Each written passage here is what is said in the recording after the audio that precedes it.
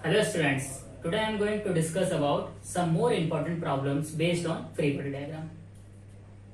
Basically आज हमारी free body diagram से रिलेटेड लास्ट क्लास होगी, ठीक है। और इस क्लास को खत्म करने के बाद जो हमारी नेक्स्ट क्लास शुरू होगी वो होगी कोरिलेस फोर्स।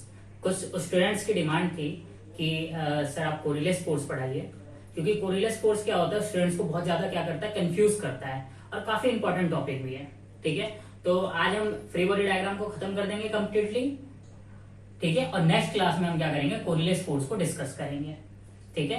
और ये मैं दावे के साथ कह सकता हूं कि जो आप मेरी कोरिलेस फोर्स की वो एक सिंगल क्लास है, ज्यादा मैक्सिमम 2 क्लास होगी, 2 से ज्यादा क्लास नहीं हो सकती है, ठीक है। तो जो 1 या 2 क्लासेस होंगी वो 2 क्लासेस मोर सफिशिएंट होगी for IIT JAM, NET, GATE या आपका JNU, TIFR, ठीक है। तो जितने भी आपके एंट्रेंस एग्जामिनेशन है हायर एजुकेशन के लिए, उन सारे एंट्रेंस एग्जाम के लिए जो कोरिलेस फोर्स से रिलेटेड कोई भी प्रॉब्लम्स आएंगी, ठीक है, आप लगभग 98% टू 99% प्रॉब्लम्स को इजीली डील कर लेंगे, इजीली सॉल्व कर लेंगे, ठीक है। तो कोरिलेस प्रॉब्लम में क्या करेंगे, हम कार्टेशियन फॉर्म को भी डिस्कस करेंगे और पोलर फॉर्म को भी डिस्कस करेंगे, ठीक है। कोरिलेस फोर्स का मैग्नीट्यूड क्या होता है, मैग्नीट्यूड के बाद उसका डायरेक्शन क्या होता है, डायरेक्शन से पहले उसमें आपका क्या होता है, ओमेगा क्रॉस बी, ठीक है। तो ओमेगा का डायरेक्शन क्या होता है, वी का डायरेक्शन क्या होता है, और देन फाइनली आपका किसका, फोर्स का डायरेक्शन क्या होता है, ठीक है। क्लियर हुआ? चलिए उसमें आर का भी हम डायरेक्शन देखेंगे, ओमेगा आर, ठीक है, ओमेगा आर बी, सबका डायरेक्शन देख लेंगे, कोई ऐसा आपको पैनिक होने की जरूरत नहीं है, ठीक है। बहुत ही सिंपल है वो। फिलहाल आज की क्लास में हम 4 प्रॉब्लम्स को डिस्कस करेंगे। 2 प्रॉब्लम्स मैंने क्लैपनर से उठाई हैं, ठीक है। क्लैपनर से हम करेंगे 2 प्रॉब्लम्स को डिस्कस, ठीक है। काफी अच्छी बुक है, आप कोशिश करना, अगर आपके पास टाइम है, प्रॉपर टाइम है, आप BSc first year second year के स्टूडेंट हैं, ठीक है, तो आप क्या कर सकते हैं, क्लैपनर्स को इजिली उठा सकते हैं, सॉल्व कीजिए, सॉल्व हो जाएगी। थोड़ा टाइम लेगा, टाइम टेकिंग है, पर अगर आप क्लैपनर्स की प्रॉब्लम्स को सॉल्व कर लेंगे उसके बाद मुझे नहीं लगता कि आपको कोई आगे जाके फ्री बॉडी डायग्राम से कोई भी दिक्कत आने वाली है, ठीक है। काफी अच्छी प्रॉब्लम्स है क्लैपनर में। अब सारी प्रॉब्लम्स तो हम यहाँ डिस्कस नहीं कर सकते हैं, तो जो मुझे 2 प्रॉब्लम्स थोड़ी अच्छी लगी, ठीक है, उन प्रॉब्लम्स को मैं यहाँ डिस्कस कर रहा हूँ, ठीक है। कुछ प्रॉब्लम्स इस चैप्टर में आपका सर्कुलर मोशन से भी रिलेटेड है, ठीक है। तो जो सर्कुलर मोशन से रिलेटेड है वो हम तब करेंगे इस चैप्टर के प्रॉब्लम्स जब आपका सर्कुलर मोशन हम खत्म कर देंगे, ठीक है। और सर्कुलर मोशन से कुछ प्रॉब्लम्स तो ऐसे हैं जो डायरेक्ट आपके कॉम्पिटिटिव एग्जाम में पूछे गए हैं। एक प्रॉब्लम आपका 2015 में TIFR में पूछा गया है, और इसी साल जेस्ट में भी T20 में जेस्ट में आपको प्रॉब्लम आया था, सेम प्रॉब्लम था, ठीक है, कोई डिफरेंट नहीं था। वो आपका किससे, क्लैपनर से उठाया गया था, जैसा क्लैपनर में था वैसा ही उठा के TIFR में पूछ लिया था, और ठीक सिमिलर वैसा ही उठा के जेस्ट में पूछ लिया था, ठीक है। तो इतनी अच्छी बुक है कि डायरेक्ट क्वेश्चन पूछे जाते हैं, ठीक है, ओके। तो 2 क्वेश्चन क्लैपनर के करेंगे और 2 क्वेश्चन आज TIFR के प्रीवियस ईयर क्वेश्चन करेंगे, ठीक है, जिसमें से एक मैं क्वेश्चन डिस्कस करूंगा, एक क्वेश्चन मैं आपके लिए छोड़ दूंगा, ठीक है। तो बेसिकली आज मैं 3 क्वेश्चन आपको यहाँ करवाने वाला हूँ। तो देखिए क्लैपनर का जो हम पहला एग्जाम्पल लेंगे, और इस एग्जाम्पल को क्या है, इस एग्जाम्पल की मदद से आप एक्सरसाइज में एक क्वेश्चन है, वो क्वेश्चन नंबर आई थिंक 7वां या 8वां एक्सरसाइज क्वेश्चन है, उस क्वेश्चन को भी आप इसकी मदद से सॉल्व कर सकते हैं। अगर आपको ये आ गया तो आप वो भी सॉल्व कर सकते हैं इजिली, ठीक है।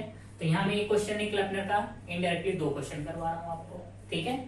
तो देखिए क्वेश्चन कुछ इस टाइप का था, ये क्या है, वॉल, मतलब दीवार, ये वॉल है, ठीक है। उसके बाद ये स्ट्रिंग है, ये स्ट्रिंग यहाँ फिक्स्ड है, और ये पुली, इस पुली से ये स्ट्रिंग है, ये सेम स्ट्रिंग है, एक पुली यहाँ पर भी है, और ये कुछ इस टाइप का अरेंजमेंट है, ठीक है, और ये पुली यहाँ पे,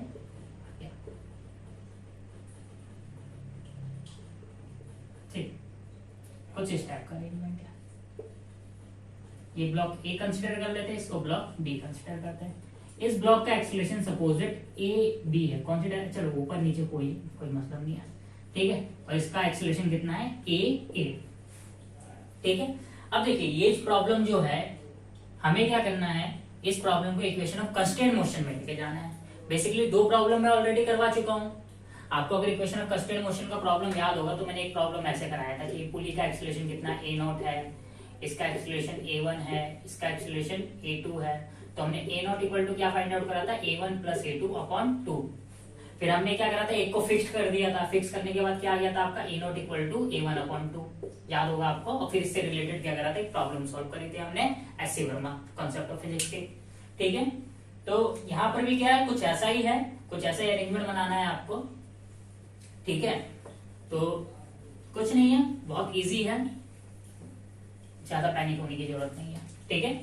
अब देखिए इक्वेशन ऑफ कंस्ट्रेंट मोशन में आपको हमेशा एक बात ध्यान रखनी है कि जो आपका एक्सेलरेशन है वो आप किसके रिस्पेक्ट में ले रहे हैं। अगर मैं एक्सेलरेशन ग्राउंड के रिस्पेक्ट में लूंगा, किसके रिस्पेक्ट में, ग्राउंड के रिस्पेक्ट में, ठीक है। इस केस में आपको ध्यान रखना है कि ग्राउंड को आप क्या कंसिडर कर लेंगे, ओरिजिन। ग्राउंड को क्या कंसिडर करेंगे, ओरिजिन कंसिडर कर लेंगे, ठीक है। और जितने भी कोऑर्डिनेट सिस्टम आप देंगे, जितने भी आप डिस्टेंस देंगे, वो किसके रिस्पेक्ट में देंगे, ग्राउंड के रिस्पेक्ट में, ठीक है। क्योंकि मैं यहाँ पे एक्सेलरेशन किसके रिस्पेक्ट में देख रहा हूँ, ये जो ए है और ए बी है, ये दोनों ही एक्सेलरेशन में किसके रिस्पेक्ट में देख रहा हूँ, विद रिस्पेक्ट टू ग्राउंड। तो जब मैं विद रिस्पेक्ट टू ग्राउंड देखूंगा, उस केस में मैं क्या करूंगा, ग्राउंड को ओरिजिन मान लूंगा, और सारे के सारे जो क्या है कोऑर्डिनेट सिस्टम हम देंगे वो किसके रिस्पेक्ट में देंगे, ग्राउंड के रिस्पेक्ट में देंगे, ठीक है। जैसे कि हमने एक प्रॉब्लम में ऐसे किया था, ये ब्लॉक ए था, ये ब्लॉक बी था, और ये पुली क्या ए नॉट एक्सेलरेशन से ऊपर जा रहा था, ये a1 एक्सेलरेशन से नीचे जा रहा था, या फिर a1 एक्सेलरेशन से ऊपर जा रहा था और ये a2 एक्सेलरेशन से नीचे जा रहा था, ठीक है। तो एक रिलेशन आया था a not equal to a1 plus a2 upon 2, याद होगा। तो हमने क्या करा था, इसको y1 माना था, ठीक है, इसको y2 माना था, और इसको क्या माना था, y माना था, या y पुली माना था, याद होगा आपको, ठीक है। ऐसा क्यों किया था हमने ग्राउंड के रिस्पेक्ट में, क्योंकि जो हम यहाँ एक्सेलरेशन देख रहे थे वो किसके रिस्पेक्ट में देख रहे थे, ग्राउंड के रिस्पेक्ट में। इस ब्लॉक का भी एक्सेलरेशन हम किसके रिस्पेक्ट में देख रहे थे, ग्राउंड के रिस्पेक्ट में। इस पुली का एक्सेलरेशन भी हम किसके रिस्पेक्ट में देख रहे थे, ग्राउंड के रिस्पेक्ट में। तो हमने ग्राउंड को ओरिजिन माना, और जो डिस्टेंस देना था वो किसके रिस्पेक्ट में देना था, ग्राउंड के रिस्पेक्ट में। इन केस अगर मैं कहता कि इसका एक्सेलरेशन बताओ, इस ब्लॉक का एक्सेलरेशन बताओ विद रिस्पेक्ट टू पुली, उस केस में हम क्या करते, जो ये आपका क्या है, ये देख रहे हैं ना, जो आपका ओरिजिन है वो क्या हो जाता, पुली हो जाता। फिर हम क्या करते, जो डिस्टेंस हम देते हो किसके रिस्पेक्ट में देते हैं, पुली के रिस्पेक्ट में, y1, और ये डिस्टेंस क्या हो जाता, y2, ठीक है। तो आपको हमेशा ध्यान रखना है कि एक्सेलरेशन आप जब भी इक्वेशन ऑफ कंस्ट्रेंट मोशन करेंगे, इक्वेशन एक्सेलरेशन आप किसके रिस्पेक्ट में देख रहे हैं, ठीक है, कि ग्राउंड के रिस्पेक्ट में देख रहे हैं कि पुली के रिस्पेक्ट में देख रहे हैं। और आप जिसके रिस्पेक्ट में एक्सेलरेशन देखेंगे वही आपका क्या होगा, ओरिजिन हो जाएगा, ठीक है। चलिए ये बात क्लियर हुई।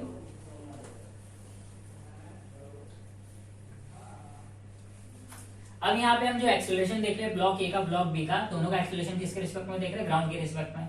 अच्छा, जो एक्सेलरेशन ग्राउंड के रिस्पेक्ट में होगा, ठीक वही एक्सेलरेशन इस बॉल के रिस्पेक्ट में होगा कि नहीं होगा, क्योंकि ये बॉल क्या है, फिक्स्ड है। क्या ये बॉल क्या है आपकी, फिक्स्ड।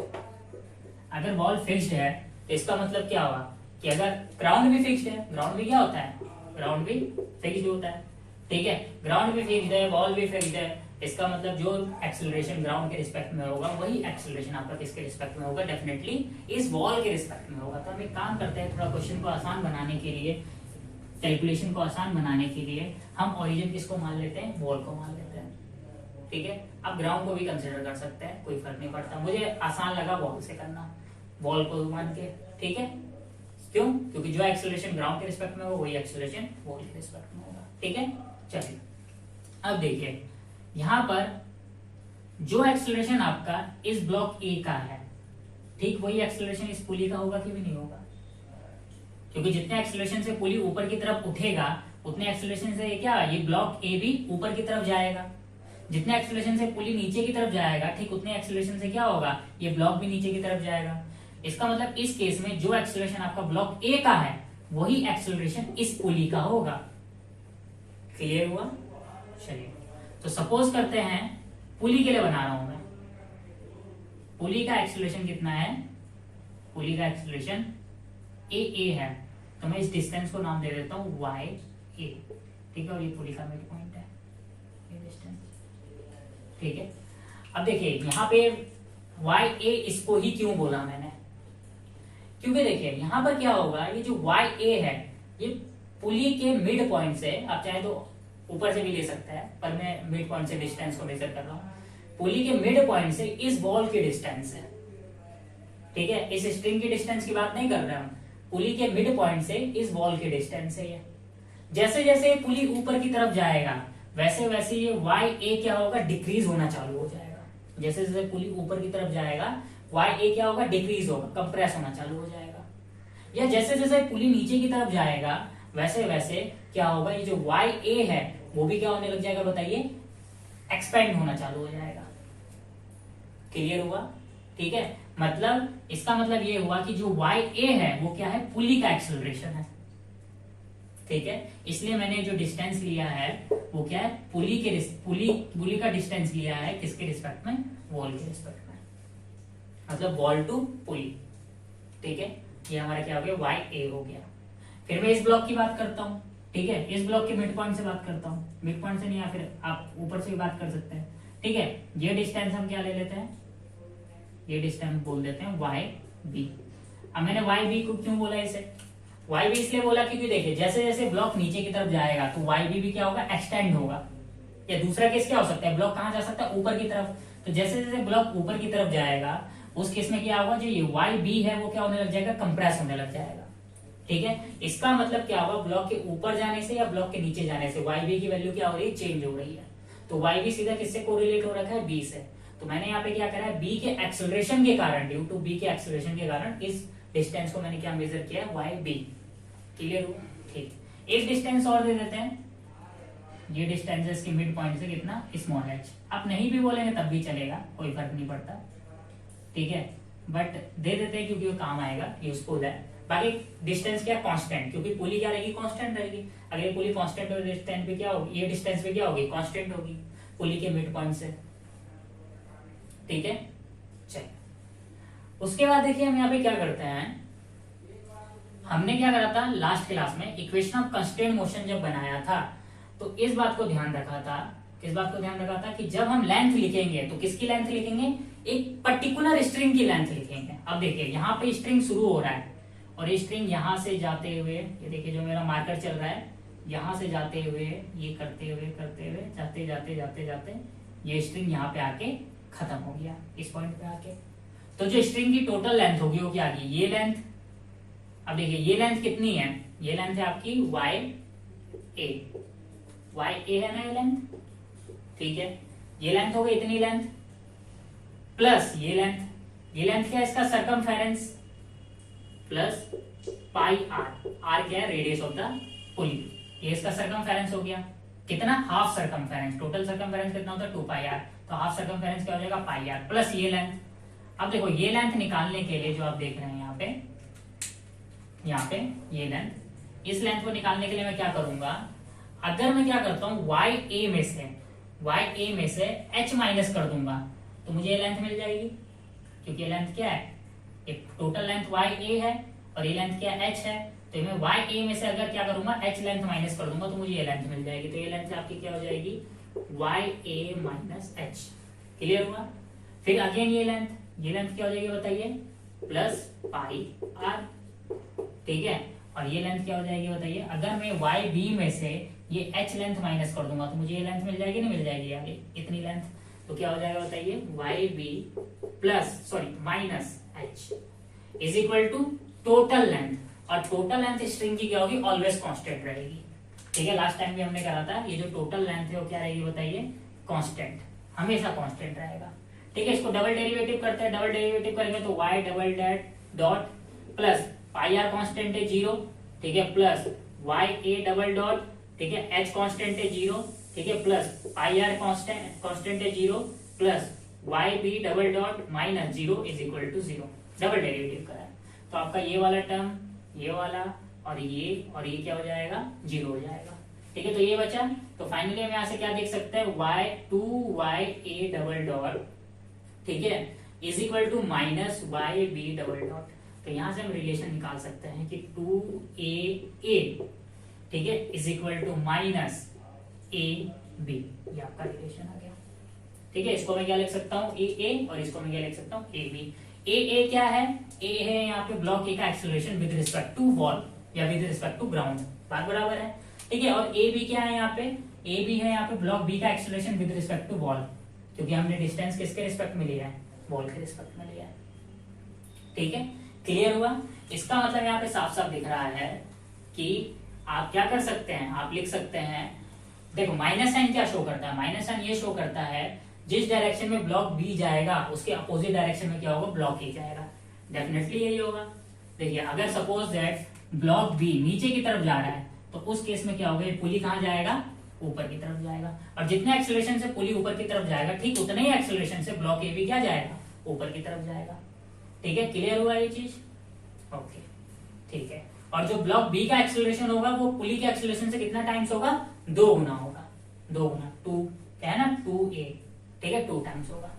ठीक है, चलिए तो ये आपका क्या हो गया, पहला प्रॉब्लम हो गया आज का।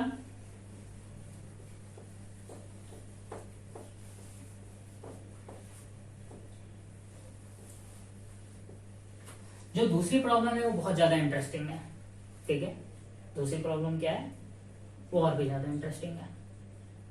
तो देखिए उसको सॉल्व करने से पहले मैं एक छोटा सा एग्जांपल लेता हूं, वो जरूरी है वो एग्जांपल लेना। ये आपका क्या है, ट्रेन है, ट्रेन कितने डब्बों की, 3 डब्बों की, कितने डब्बों की, 3 डब्बों की। ये इंजन है, इंजन कितना फोर्स अप्लाई कर रहा है, एफ फोर्स, ये इंजन फोर्स अप्लाई कर रहा है। ठीक है, ट्रेन के डब्बे हैं, ये ट्रेन की कोचेस हैं। ठीक है, और ये बीच में होता है ना जो जॉइंट होता है, बीच में जो जॉइंट होते हैं वो बड़े बड़े से ऐसे गोल टाइप के बने होते हैं, ये जॉइंट है। इसको हम स्ट्रिंग मान लेते हैं, रोप मान लेते हैं, रोप कंसिडर करते हैं। ठीक है, अब देखिए क्या होगा यहाँ पे, सबसे पहले मैं क्या करता हूं, सबसे पीछे वाले का, ये इसे मैं फर्स्ट कोच बोल देता हूं, सेकेंड कोच और इसे थर्ड कोच। मैं फर्स्ट कोच का फ्री बॉडी डायग्राम बना रहा हूं। ठीक है, फर्स्ट कोच का। ठीक है, जब मैं फर्स्ट कोच का फ्री बॉडी डायग्राम बनाऊंगा तो उस केस में देखिए क्या होगा, ये एक स्ट्रिंग है और कोई स्ट्रिंग है, पीछे तो कोई स्ट्रिंग है ही नहीं, तो इसमें जो स्ट्रिंग का टेंशन का डायरेक्शन होगा वो क्या हो जाएगा, T1, सपोज T1 कर देते हैं। ठीक है, और कुछ है नहीं है, तो T1 की वैल्यू क्या हो जाएगी, T1 कुछ नहीं है, तो T1 equal to again summation F equal to क्या करेंगे, MA। तो summation F equal to MA की जगह T1 है, T1 की जगह कुछ नहीं है, is equal to MA। M क्या हो जाएगा, mass of the coach into acceleration of the coach. ये अब सपोज करते हैं इसका मास भी m है, इसका मास भी m है, इसका मास भी m है। ठीक है, और डेफिनेटली एक्सेलरेशन भी क्या होगा, सबका सेम होगा, इसका एक्सेलरेशन भी a होगा, इसका एक्सेलरेशन भी a होगा, इसका एक्सेलरेशन भी a होगा। ठीक है, एक्सेलरेशन में तो कोई डिफरेंट नहीं आएगा ना। अब ऐसा तो है नहीं कि ये डिफरेंट एक्सेलरेशन से जाएगा और ये डिफरेंट एक्सेलरेशन से जाएगा, सबका एक्सेलरेशन क्या होगा, सेम होगा। ठीक है, तो ये क्या कर देते हैं हम, T1 कंसिडर कर लेते हैं। क्लियर हुआ इतना, चलिए ठीक है। जब हम क्या करेंगे, सेकंड कोच के लिए बनाएंगे, ये फर्स्ट कोच था, सेकंड कोच के लिए बनाएंगे तो देखो क्या होगा, ये वाली जो स्ट्रिंग है जो यहाँ पे मैंने बना रखी है, ये पीछे की तरफ एक स्ट्रिंग लगा है सेकंड कोच के लिए और एक आगे की तरफ स्ट्रिंग लगा हुआ है। ठीक है, क्लियर हुआ। चलिए, इसके लिए टेंशन पीछे की डायरेक्शन में हो जाएगा, इसके लिए टेंशन आगे की डायरेक्शन में। ये जो स्ट्रिंग है, ये वाली स्ट्रिंग, इसका हम टेंशन ऑलरेडी क्या कंसीडर कर चुके हैं, T1, तो डेफिनेटली यहाँ पे टेंशन क्या होगा, T1, और ये टेंशन कितना हो जाएगा, नया टेंशन हो जाएगा T2। ठीक है, तो यहाँ पर क्या हो जाएगा, T2 minus T1 into mass of the car into acceleration of the car. करेंगे हम इसको भी सॉल्व करेंगे, इक्वेशन फर्स्ट हो गया, इक्वेशन सेकंड हो गया। ऐसे सिमिलर क्या करेंगे बताइए, थर्ड कार का बनाएंगे। थर्ड कार का क्या होगा, देखिए थर्ड कार के लिए एक फोर्स F लग रहा है। ठीक है, और इसका हम टेंशन क्या मान चुके हैं, T2, और ये टेंशन क्या हो जाएगा, T2 बैकवर्ड डायरेक्शन में। ठीक है, तो ये हो जाएगा F minus T2 is equal to mass of the coach into acceleration of the coach, equation third. Clear हुआ, क्योंकि मास सबका हमने क्या माना है, सेम माना है, तीनों का मास सेम है, तो क्या है, डेफिनेटली सेम होगा। ठीक है, अब मैं इस F की वैल्यू निकालता हूँ। अब देखिए जो F है, F इक्वल टू क्या हो जाएगा, टोटल मास। टोटल मास क्या है, 1 मास, 2 मास, 3 मास। ठीक है, मतलब 3m। टोटल मास आपका क्या बताइए, 3m है। जो ये F फोर्स अप्लाई हो रहा है वो टोटल कितने मास पे अप्लाई हो रहा है, 3m मास पे अप्लाई हो रहा है, into acceleration of the system. System का एक्सेलरेशन कितना है, a, क्योंकि जो F फोर्स है ये पूरे सिस्टम पे अप्लाई होता था। ठीक है, और पूरा सिस्टम का मास कितना था, 3m था, into acceleration of the system A. यहाँ से आप ए की वैल्यू निकाल लेंगे, ए इज इक्वल टू क्या हो जाएगा F/3m। देख सकते हैं आप ए की वैल्यू क्या आ गई F/3m। ठीक है, अब मैं क्या करता हूँ यहाँ से फ्रॉम इक्वेशन 1 में ए की वैल्यू पुट कर देता हूँ। ठीक है, ए की वैल्यू आपकी क्या है यहाँ पे मैं लिख देता हूँ अलग से, ए इज इक्वल टू F/3m। ठीक है, अच्छा जब मैं फ्रॉम इक्वेशन 1 में ए की वैल्यू पुट करूंगा, फ्रॉम इक्वेशन 1 में ए की वैल्यू पुट करूंगा तो देखो T1 इज इक्वल टू क्या हो जाएगा, देखिए बताइए m इंटू ए। m कितना है, m तो m रहेगा, और a की जगह क्या आएगा बताइए आपका F/3m। ठीक है, m से m कैंसिल आ गया, T1 की वैल्यू क्या हो गई आपकी बताइए F/3। ये T1 की वैल्यू है। ठीक है, क्लियर हुआ। चलिए T1 क्या है, T1 वो फोर्स है जो फर्स्ट कोच को आगे की तरफ ले जा रहा है। T1 कौन सा फोर्स है, T1 वो फोर्स है जो फर्स्ट कोच को कहां ले जा रहा है, आगे की तरफ ले जा रहा है। तो इसका मतलब जो फर्स्ट कोच है, ठीक है, उस पर कितना फोर्स लग रहा है F/3, और वो कौन लगा रहा है, जो ये ज्वाइंट होगा यहाँ पे। ठीक है, चलिए T2 निकालते हैं। अब T2 के लिए देखो क्या होगा, T2 माइनस T1, T1 हमें पता है, तो T2 जो T2 रहेगा m, a की जगह क्या पुट करेंगे अगेन F/3m, और ये जो T1 है माइनस का उधर जाके क्या हो जाएगा प्लस का, प्लस T1, पर T1 की वैल्यू क्या है यहाँ पे F/3, तो m से m कैंसिल हो गया। ठीक है, तो फाइनली T2 की वैल्यू क्या आ जाएगी 2F/3। अब यहाँ पे जो T2 है क्या है, T2 वो फोर्स है जो सेकंड कोच को कहां ले जा रहा है, आगे की तरफ ले जाने में हेल्प कर रहा है। ठीक है, चलिए थर्ड निकालते हैं क्या, थर्ड आपका F निकालते हैं। F के लिए भी टेंशन ही मत लेना यार।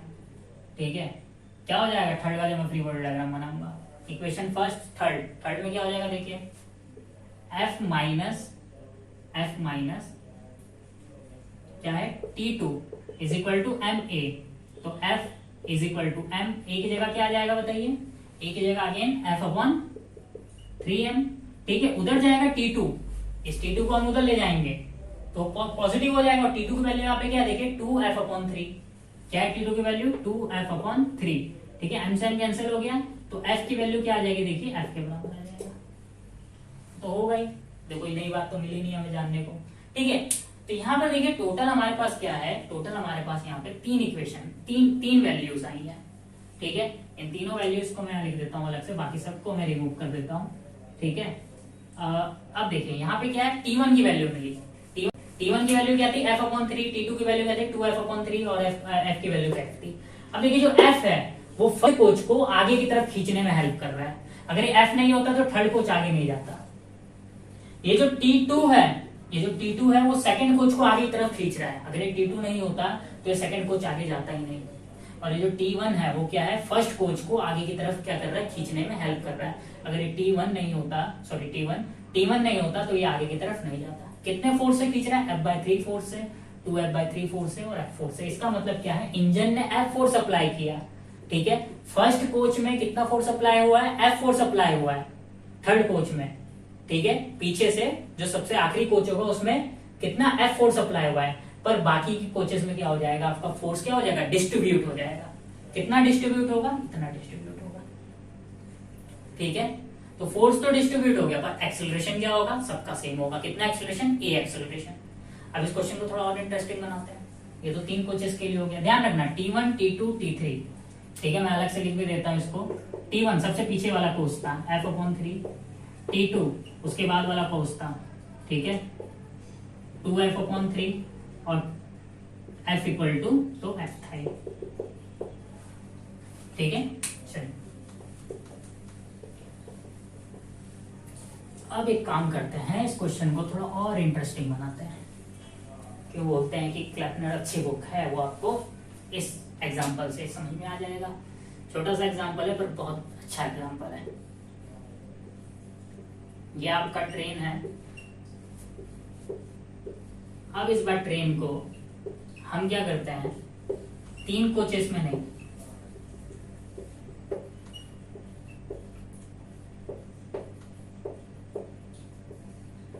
इस बार हम कितने कोचेस में, n कोचेस में डिवाइड कर देते हैं। ठीक है, अब कोचेस का जो काउंटिंग करना है पीछे से करना है, आगे से नहीं। पीछे वाले कोच से। पीछे वाले कोच को मैं फर्स्ट बोल देता हूं, सेकंड कोच, थर्ड कोच, 4, 5, 6, 7, 8, 9, 10 और ये n-1 कोच और ये क्या हो जाएगा nth कोच। ठीक है, ये सबसे मतलब इंजन के सबसे पहला वाला कोच nth कोच हो गया। हम पीछे से काउंट करेंगे, आगे से नहीं। ठीक है, बैक बेंचर्स, तो बैक बेंचर से तो हम क्या करेंगे, पीछे से काउंट करेंगे। आजकल बहुत पॉपुलर हो रखे हैं बैक बेंचर्स। ठीक है, आप देखिए सबसे पहले टोटल फोर्स काउंट करते हैं। टोटल फोर्स क्या हो जाएगा बताइए, सबका मास, इसका मास भी m है, इसका मास भी m है, इसका मास भी m है, इसका मास भी m है, इसका सबका मास सेम है। ठीक है, तो टोटल फोर्स क्या हो जाएगा बताइए, टोटल फोर्स हो जाएगा टोटल मास। टोटल मास कितना हो जाएगा, number of coaches, number of total coaches कितना है, कैपिटल N। ठीक है, into mass of the one coach, तो टोटल मास यही होगा। देखिए 10 कोच होगा तो 10 इंटू m, 50 कोच होगा तो 50 इंटू m, अपॉन क्या हो जाएगा, सॉरी अपॉन बोल रहा, मल्टीप्लाई, ये तो मास ऑफ द कोचेस हो गया, multiply acceleration of the system, पूरे सिस्टम का, पूरी ट्रेन का जो एक्सीलरेशन है कितना है, a है। यहां से a फाइंड आउट हो जाएगा, a इज इक्वल टू क्या हो जाएगा, f upon n upon m, ये हो गया आपका क्या, एक्सीलरेशन हो गया। तो आपका जो ट्रेन का एक्सीलरेशन है किस बात पे डिपेंड करेगा, f अपॉन n m पे। क्लियर हुआ, साफ साफ देख सकते हैं कि जो acceleration is proportional to 1 upon n है। ठीक है, तो इसको मैं थोड़ा बुलेट ट्रेन से कोरिलेट करता हूँ। जब आपका बुलेट ट्रेन होता है तो बुलेट ट्रेन में देखा होगा कि नंबर ऑफ कोचेस कितने होते हैं, मैक्सिमम 6 कोचेस होते हैं। कितने कोचेस होते हैं, 6 कोचेस। ठीक है, जब हम राजधानी और क्या कहते हैं शताब्दी एक्सप्रेस, जो बहुत हाई स्पीड ट्रेन होती है, जैसे आपने क्या करा होगा, वंदे भारत एक्सप्रेस भी देखा होगा, उसमें कोचेस की संख्या कितनी होती है, 8, 10, 15 से ज्यादा कोचेस नहीं होते हैं। ठीक है, पर जो आप एक्सप्रेस ट्रेन देखते हैं, जो एक्सप्रेस ट्रेन होती है, उनमें नंबर ऑफ कोचेस कितने होते हैं, 24, 22, 20। ठीक है, तो जैसे जैसे कोचेस का नंबर बढ़ेगा, जैसे जैसे कोचेस का नंबर बढ़ेगा, वैसे वैसे सेम अमाउंट के फोर्स पे, फोर्स आप सेम अमाउंट का लगाओगे, और जो फोर्स है वो किस पे डिपेंड करेगा, इंजन के कैपेसिटी पे डिपेंड करेगा। तो आपने सुना होगा हॉर्स पावर। ठीक है, जितना उसका पावर का होगा उतना ही तो फोर्स अप्लाई कर सकता है, उससे ज्यादा तो फोर्स अप्लाई करेगा नहीं। ठीक है, तो यहाँ पर क्या होगा, जैसे जैसे नंबर ऑफ कोचेस की संख्या बढ़ेगी, नंबर ऑफ कोचेस बढ़ेंगे, वैसे वैसे एक्सीलरेशन क्या होगा, कम होगा, कंपैरिजन टू किसके, जब आप फोर्स सेम फोर्स अप्लाई करेंगे। मतलब मान लीजिए कि एक आपका 6 कोचेस है और एक आपका 10 कोचेस है, आपने कितना करा, 10,000 न्यूटन का फोर्स अप्लाई किया, और इसमें भी आपने 10,000 न्यूटन का फोर्स अप्लाई किया, तो किसका एक्सीलरेशन ज्यादा होगा, इसका एक्सीलरेशन a1 है, इसका एक्सीलरेशन a2 है, तो किसका एक्सीलरेशन ज्यादा होगा, a1 का, क्योंकि इसमें नंबर ऑफ कोचेस क्या है, कम है, क्योंकि a is proportional to n है। ठीक है, तो इसलिए जो आपका क्या होता है, आपका जितनी भी बुलेट ट्रेन होती है या फिर वंदे भारत एक्सप्रेस ट्रेन है, कि जितनी भी हाई स्पीड ट्रेन है, उनमें नंबर ऑफ कोचेस क्या रखे जाते हैं, कम रखे जाते हैं, ताकि सेम अमाउंट के फोर्स में उनका एक्सीलरेशन क्या हो, ज्यादा हो। ठीक है, ये चीज तो क्लियर हुई होप सो। चलिए, खैर हमें सिर्फ इतने से मतलब नहीं था, अभी और बहुत सी चीजें सीखेंगे इस न्यूमेरिकल से, बहुत कुछ सिखाता है प्रॉब्लम आपका जनरल लाइफ में। ठीक है, ओके। अब देखिए मैं क्या करता हूँ, फर्स्ट कोच की बात करता हूँ, मतलब पीछे से पहले कोच की। ठीक है, पीछे से पहले कोच का अगर मैं बात करता हूँ कि पीछे से पहला कोच जो है, पीछे से पहला कोच है, उसमें एक फोर्स लग रहा होगा। ये जो पीछे से पहला कोच है, उसको कोई फोर्स आगे की तरफ धकेल रहा होगा ना, सिंपल सी बात है। उस फोर्स को मैं नाम दे देता हूं F, नहीं सॉरी, आपका यहां से एक्सेलरेशन आ गया। ठीक है, अब देखिए हम क्या करते हैं, अब यहाँ पे हम सडनली कोई भी कोचेस ले लेते हैं। ठीक है, हम यहाँ पे कोई भी कोचेस ले लेते हैं और उस कोच का नाम दे देते हैं nth कोच, nth कोच। ठीक है, स्मॉल nth क्या है, मतलब मैं क्या कर सकता हूं, जब मैं n की वैल्यू 1 रखूंगा तो मैं कौन से कोच की बात कर रहा हूँ, फर्स्ट कोच की बात कर रहा हूँ। जब मैं n की वैल्यू 2 रखूंगा तो किसकी बात कर रहा हूँ, सेकंड कोच की बात कर रहा हूँ। n की वैल्यू 3 रखूंगा तो किसकी बात कर रहा हूँ, थर्ड कोच की बात कर रहा हूँ। ठीक है, तो मैं nth कोच की बात कर रहा हूँ। nth कोच का जो फोर्स है Fn, अब देखिए पहले यहाँ पे n समझिए, n क्या है, यहाँ पे n यहाँ वेरी कर सकते हैं। n यहाँ पे जब मैं क्या करूंगा, सबसे पीछे वाले कोच की बात करूंगा तो n की वैल्यू कितनी हो जाएगी, 1। जब मैं इसकी बात करूंगा तो n की वैल्यू 2, इसकी बात करूंगा तो n की वैल्यू 3, अगले की बात करूंगा तो n की वैल्यू 4, 5, 6, 7, 8, 9, 10। क्या, स्मॉल n की वैल्यू। कैपिटल N फिक्स है, कैपिटल N क्या है, नंबर ऑफ टोटल कोचेस। ठीक है, अब यहाँ f की बात करते हैं, तो f क्या है, यहाँ पे जो फोर्स आपको उस कोच को आगे की तरफ ले जाने में हेल्प कर रहा है। जैसे हमने क्या करा था, जब 3 कोचेस लिए थे तो यहाँ पे हमने T1 करा था। T1 क्या था, T1 इस वाले कोच को आगे की तरफ ले जाना था। T2 क्या था, इस कोच को आगे की तरफ ले जा रहा था। T3 क्या था, इस कोच को आगे की तरफ ले जा रहा था। तो क्लियर हुआ। और T3 की जगह क्या था, F था, T3 नहीं था। ठीक है, तो यहाँ पे जो F है वो क्या है, F है वो फोर्स है जो nth कोच को, मतलब स्मॉल nth कोच को कहां ले जा रहा है, आगे की तरफ ले जाने में हेल्प कर रहा है। ठीक है, हेल्पिंग फोर्स है ये। ठीक है, यहाँ पे फर्स्ट कोच के लिए हेल्पिंग फोर्स क्या था, T1, जब हम 3 कोच लिए थे। सेकंड कोच के लिए हेल्पिंग फोर्स क्या था, T2, और थर्ड कोच के लिए हेल्पिंग फोर्स क्या था, F, 3 कोचेस के केस में। ठीक है, अब वो क्या होगा देखिए, कितना होगा मास ऑफ द कोच, एक कोच का मास कितना है, m इंटू n। अब यहाँ n क्यों करा, क्योंकि हम nth कोच की बात कर रहे हैं। ठीक है, तो कौन से नंबर का कोच है वो भी मैटर करता है ना, into acceleration of the train का एक्सेलरेशन कितना है, a, क्योंकि एक्सेलरेशन तो सेम होगा। अब देखिए Fn is equal to m into n। अब मैं a की वैल्यू क्या पुट कर सकता हूँ यहाँ से, capital F upon capital M upon m। तो क्या करेंगे, a की वैल्यू क्या पुट कर देंगे F upon m n into m, m से m कैंसल, तो फाइनली जो आपका Fn आया वो क्या आया बताइए, Fn आ गया आपका n upon capital N into F। F क्या है यहाँ पे, F है जो इंजन जो फोर्स अप्लाई करेगा। ठीक है, क्लियर हुआ। चलिए अब मैं एक काम करता हूँ, इंडियन रेलवे की बात करता हूँ, वंदे भारत एक्सप्रेस की बात करते हैं। ठीक है, वंदे भारत एक्सप्रेस में total number of coaches suppose करते हैं कितना है, 12। कितने कोचेस है, टोटल नंबर ऑफ कोचेस 12। इसका मतलब कैपिटल N की जो वैल्यू है कितनी हो जाएगी, 12। ठीक है, ये वंदे भारत एक्सप्रेस है। टोटल नंबर ऑफ कोचेस कितने हैं, 12 हैं। सबसे पीछे वाला जो कोच होता है, सबसे पीछे वाला कोच होता है, उसके लिए देखिए क्या होगा, उसके लिए हम यहाँ बात करेंगे F1, स्मॉल n की जगह पुट हो जाएगा 1। अब यहाँ स्मॉल n की जगह क्या पुट कर देंगे, 1 अपॉन 12 इंटू F। F क्या है, जो इंजन फोर्स अप्लाई कर रहा है। इसका मतलब सबसे पीछे वाले कोच को जो आगे जो फोर्स ले जाएगा, वो कितना फोर्स से आगे ले जाएगा, ये टोटल कितने पार्ट्स में डिवाइड हो जाएगा, 12 पार्ट्स में डिवाइड हो जाएगा। ठीक है, सबसे पीछे वाले पे। अगली बात करते हैं F2, सेकेंड नंबर के कोच पे, तो क्या स्मॉल n की जगह क्या आ जाएगा, 2 अपॉन 12 इंटू F। अगली बात करते हैं, कितना हो जाएगा, 3 अपॉन 12 इंटू F, ये थर्ड कोच है। ठीक है, क्लियर हो रहा है, ओके। ऐसे 4, 5। ठीक है, और अगर आप बात करते हैं किसकी, इंजन की, तो देखिए इंजन के लिए क्या होगा, जो सबसे आगे होगा, सबसे आगे वाले कोच के लिए जो सबसे आगे कोच होता है वो क्या होता है, उसके लिए स्मॉल n की वैल्यू क्या हो जाएगी, कैपिटल N। उस केस में Fn is equal to n upon n into F। ठीक है, वो किसके बराबर हो जाएगा बताइए, जितने फोर्स से इंजन आगे जा रहा है, सेम। चलिए एग्जांपल को क्या करते हैं, 3 कोच में डिवाइड कर देते हैं। इसी एग्जांपल को 3 कोच में डिवाइड कर देते हैं अगेन। तो देखिए क्या पता चल रहा है, पहले Fn निकालते हैं। Fn इक्वल टू क्या था आपका, कुछ इस टाइप का आया था। जब हम 3 कोच में डिवाइड करेंगे तो कुछ इस टाइप का हो जाएगा, देखिए अगेन। ठीक है, और ये जो F फोर्स है वो अब कहां लगेगा, इधर। अब इस मेथड से करते हैं, इस मेथड से करेंगे तो कैपिटल N की वैल्यू क्या आ जाएगा, 3। सबसे पीछे वाले कोच के लिए निकालते हैं, सबसे पीछे वाले कोच के लिए वैल्यू क्या हो जाएगी, F अपॉन 3। सबसे पीछे इस कोच के लिए, फर्स्ट कोच के लिए, फर्स्ट। सेकंड कोच के लिए निकालेंगे तो सेकंड कोच के लिए F2 क्या हो जाएगा, देखिए 2 अपॉन 3F। और थर्ड कोच के लिए F3 क्या हो जाएगा बताइए, 3 अपॉन 3F। ठीक है, मतलब ये कट के क्या हो जाएगा, F। अब देखिए जो आप ये वाली वैल्यू आई है वो ये वाली वैल्यू से इक्वल है कि नहीं है। ठीक है, इसका मतलब जो यहाँ पे T1 लग रहा था, ठीक है, उसकी वैल्यू क्या है यहाँ पे, F1 के बराबर है। तो इस T1 को हम F1 भी बोल सकते हैं। और जो यहाँ T2 लग रहा था वो किसके बराबर है, F2 के बराबर है। जो F है वो F के बराबर है, मतलब F3 के बराबर है। ठीक है, देखिए सेम वैल्यू आ रही है, ये वैल्यू, ये वैल्यू, ये वैल्यू और ये वैल्यू और ये वैल्यू और ये वैल्यू।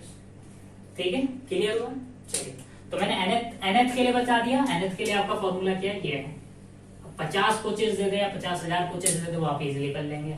ठीक है, सपोज दैट हम कहते हैं कि एक ट्रेन है और उस ट्रेन में टोटल नंबर ऑफ कोचेस कितने हैं 100 और सबका मास इक्वल है, सबका एक्सीलरेशन सेम है और मुझे बताना है कौन से पीछे से आगे से नहीं, पीछे से 18 कोच पे फोर्स कितना लग रहा है। तो फोर्स क्या हो जाएगा F80 equal to 80/100 into F और F क्या है जो इंजन जो फोर्स अप्लाई कर रहा है। आप सॉल्व कर लीजिए, आंसर आ जाएगा।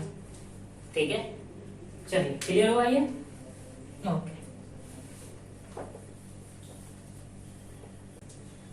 चलिए नेक्स्ट प्रॉब्लम TIFR की है। TIFR 2018 में आया था ये क्वेश्चन, इसमें आया था TIFR 2018 का क्वेश्चन है ये। ठीक है, इजी है, ज्यादा टफ नहीं है, करोगे इजीली डील हो जाएगा। तो सिंपल सा क्वेश्चन है, 2018 का मैं करवा रहा हूँ और 2019 का आपको खुद करना है।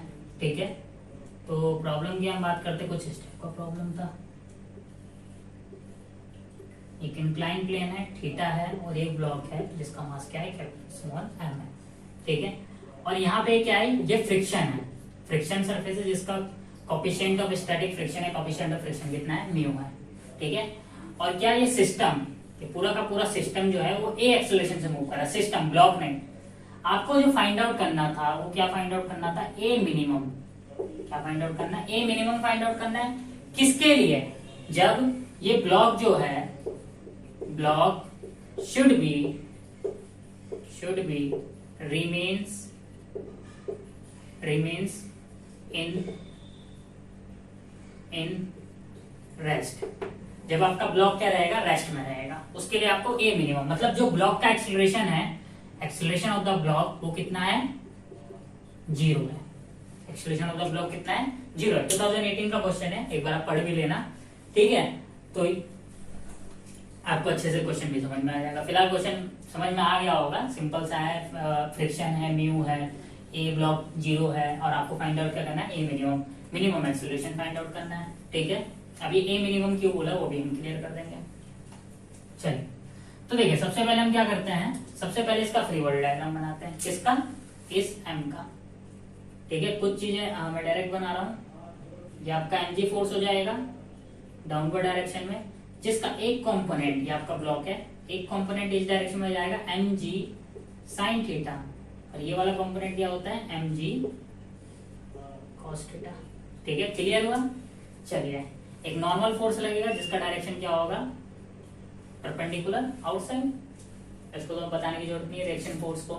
ठीक है, उसके बाद देखिए क्या लगेगा, इस पे एक फ्रिक्शनल फोर्स लगेगा। क्यों लगेगा फ्रिक्शनल फोर्स, क्योंकि यहाँ पे क्या है, फ्रिक्शनल सरफेस है। ठीक है, अब फ्रिक्शनल फोर्स का डायरेक्शन क्या, ब्लॉक किसमें है, स्टैट में, ब्लॉक किसमें, रेस्ट में। रेस्ट वाले केस में क्या बताया था मैंने, रेस्ट वाले केस में आपको कौन सा फ्रिक्शन लगेगा, स्टैटिक फ्रिक्शन लगेगा। और स्टैटिक फ्रिक्शन में आपको क्या करना है, there is no any friction, कोई भी फ्रिक्शन है तो ब्लॉक कौन सी डायरेक्शन में मूव करेगा, नीचे की तरफ मूव करेगा, और जिस डायरेक्शन में मूव करेगा उसके अपोजिट डायरेक्शन में क्या होगा, फ्रिक्शन का डायरेक्शन होगा। तो इसको कुछ ज्यादा एक्सप्लेन करने की जरूरत नहीं है, फ्रिक्शन का डायरेक्शन में डायरेक्ट यहाँ बना देता हूँ और ये फ्रिक्शन क्या होगा, स्टैटिक फ्रिक्शन होगा। क्लियर हुआ।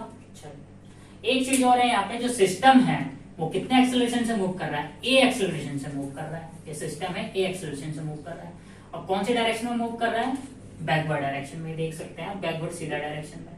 तो इस पे जो सूडो फोर्स लगेगा कौन सी डायरेक्शन में होगा, फॉरवर्ड डायरेक्शन में।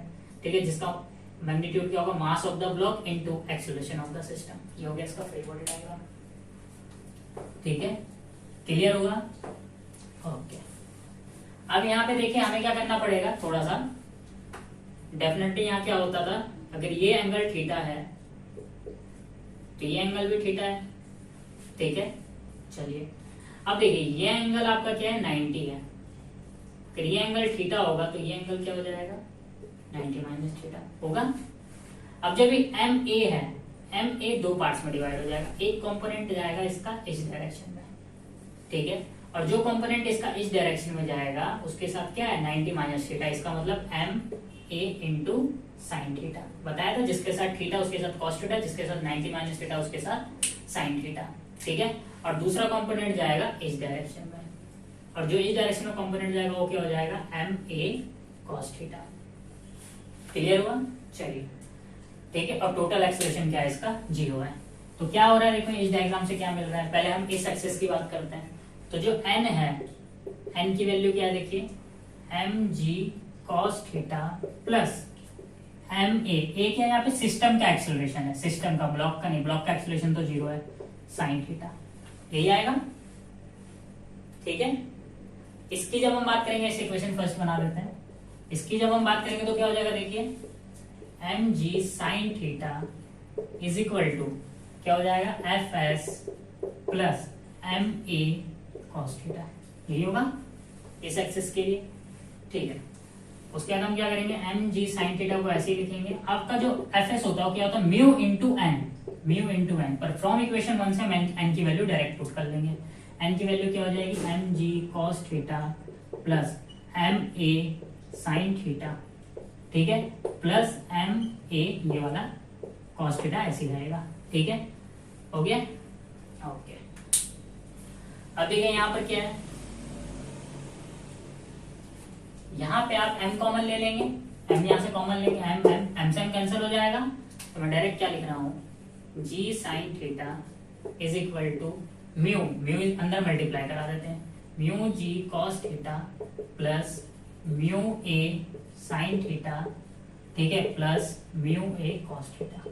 ठीक है, क्लियर हुआ। कॉस थीटा से दोनों साइड डिवाइड कर दो, दोनों साइड डिवाइड करोगे तो क्या आएगा, sine theta upon cos theta tan theta is equal to mu g into क्या हो जाएगा, cos theta upon cos theta 1, ठीक है, म्यू a अगेन यहाँ पे क्या हो जाएगा, tan theta plus mu a। ठीक है, हमें फाइंड आउट करना था a, तो हम क्या करते हैं, g tan theta minus mu G को उधर भेज देते हैं, माइनस का हो जाएगा। ठीक है, a यहाँ हम कॉमन ले लेंगे, तो यहाँ क्या होगा, देखिए म्यू tan थीटा प्लस क्या हो जाएगा, गड़बड़ तो नहीं करी, यहाँ म्यू नहीं होगा, ठीक है, यहाँ म्यू नहीं होगा, तो यहाँ क्या हो जाएगा, प्लस 1। ठीक है, क्लियर हुआ।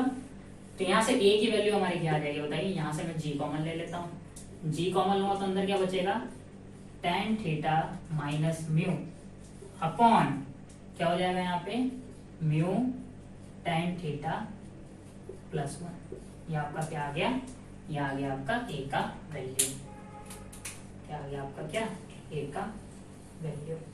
क्लियर हुआ। अगर a का वैल्यू, अगर a का वैल्यू a मिनिमम से ज्यादा हो गया, a मिनिमम से ज्यादा हो गया तो ब्लॉक क्या हो जाएगा, स्लिप हो जाएगा। ये जो ब्लॉक है वो आपका ब्लॉक क्या हो जाएगा, स्लिप हो जाएगा। ठीक है, ब्लॉक में एक्सेलरेशन आ जाएगा।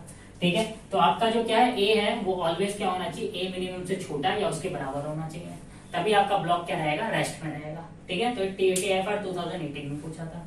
ठीक है, 2019 में भी सिमिलर क्वेश्चन था, कोई खास फर्क नहीं था, बस यहाँ पे a पूछा है, वहां पे एंगल थीटा पूछा था, सेम सिमिलर क्वेश्चन। दिखा देता हूँ मैं उसको लिख के, और सिर्फ डायरेक्शन चेंज कर दिया था। यहाँ पे पार्टिकल था जिसका मास क्या था, स्मॉल m था, यहाँ पे ये थीटा, अगेन वही सब, ये म्यू, ठीक है, सब कुछ सेम दे रखा था। और ये जो ब्लॉक है वो कौन सी डायरेक्शन में मोशन कर रहा था, फिर ये जो सिस्टम है एक्सेलरेशन से। इस टाइम आपको फाइंड आउट करना था थीटा मिनिमम। ठीक है, तो सेम इक्वेशन बनेगी, सेम प्रोसेस होगा, बस वहां पे यहाँ पे पिछले न्यूमेरिकल में हमें क्या निकालना था, a निकालना था, इसमें थीटा निकालना है। ये TIFR 2019 का क्वेश्चन है। ठीक है, आपको खुद करना है, ये मैं नहीं करवाऊंगा, आप खुद करेंगे, खुद ट्राई कीजिए और इसका आंसर आप खुद देखिए। ठीक है, तो फाइनली हमारा फ्री बॉडी डायग्राम आज खत्म होता है। फ्री बॉडी डायग्राम की क्लास पूरी कंप्लीट। ठीक है, और नेक्स्ट क्लास में हम पढ़ेंगे कोरिलेस फोर्स। ठीक है, कोरिलेस फोर्स का डायरेक्शन और मैग्नीट्यूड पे बात करेंगे।